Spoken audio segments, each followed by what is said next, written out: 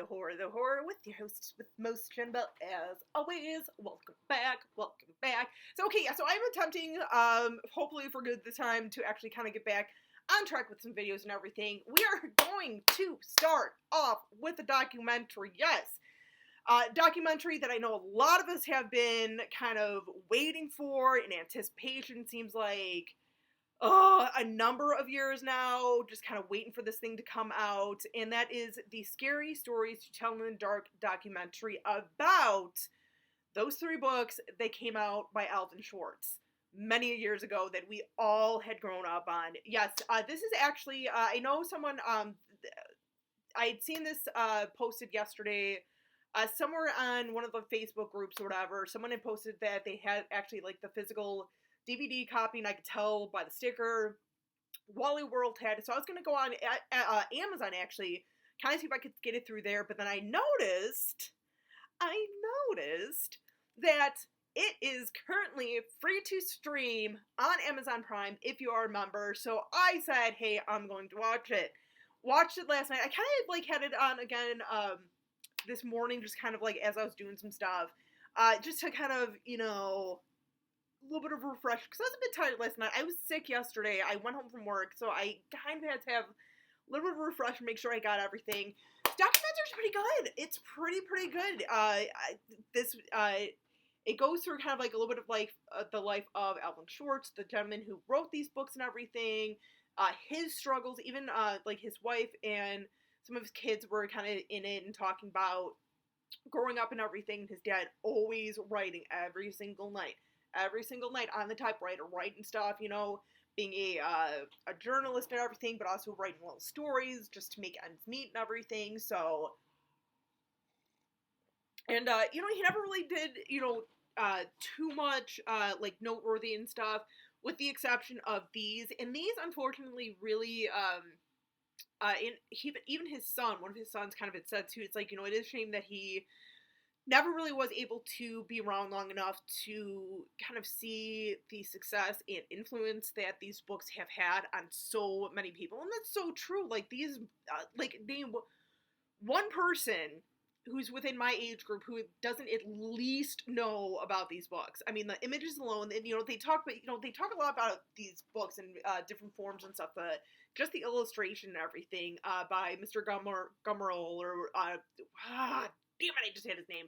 But, like, even the illustrating stuff, some of his illustrations, how his illustrations go hand in hand with these stories and everything, and how they are just cemented in our brains. Yes.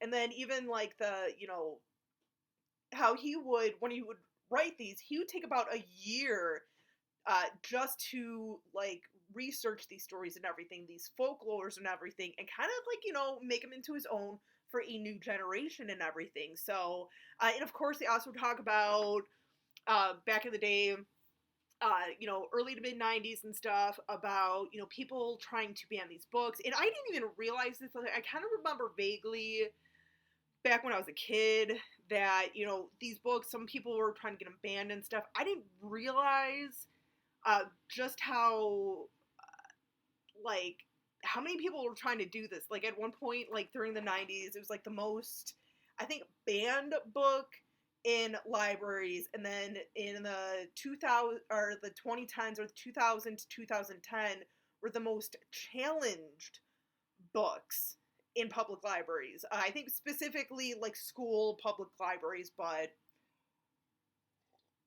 and they did have the, a woman on there who was one of the first people who was kind of, like, trying to challenge these books and stuff and whatnot, and it, to a degree, like, you know, what she was kind of expressing and stuff, because at one point she said, you know, it's more about age appropriateness of, you know, not saying, like, you know, take them out of all libraries, but take them out of, like, the elementary schools and stuff, because it's really just, you don't want young kids to really be exposed to that, and you have other people defending the books, and people who would go up to defend these books saying, well, you know what, like, kids are aware of death, you know, especially too, sometimes, like, I'll admit it too, like, I was young when I lost my first person, you know, the first time I really dealt with death, and it was probably around kindergarten, first grade-ish or so So right around the time when I would be kind of like seeing these books at the library and stuff. So probably is a hand in why I love these books and why I love horror movies is because I had such an early experience with that. I'm just saying.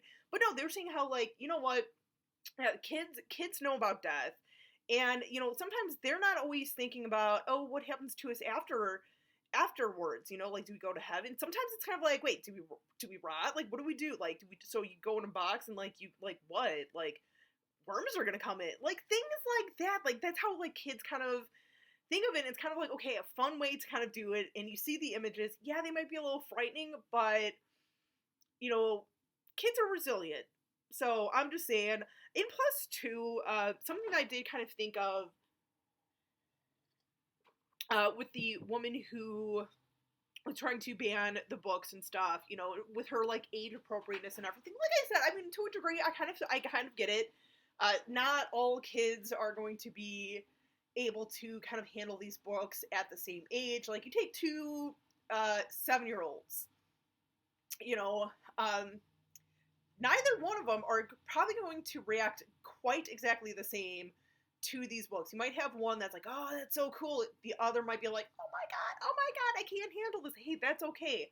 But when I was in school, in elementary school, out here in my area, when I went to the elementary school was K through 6th grade.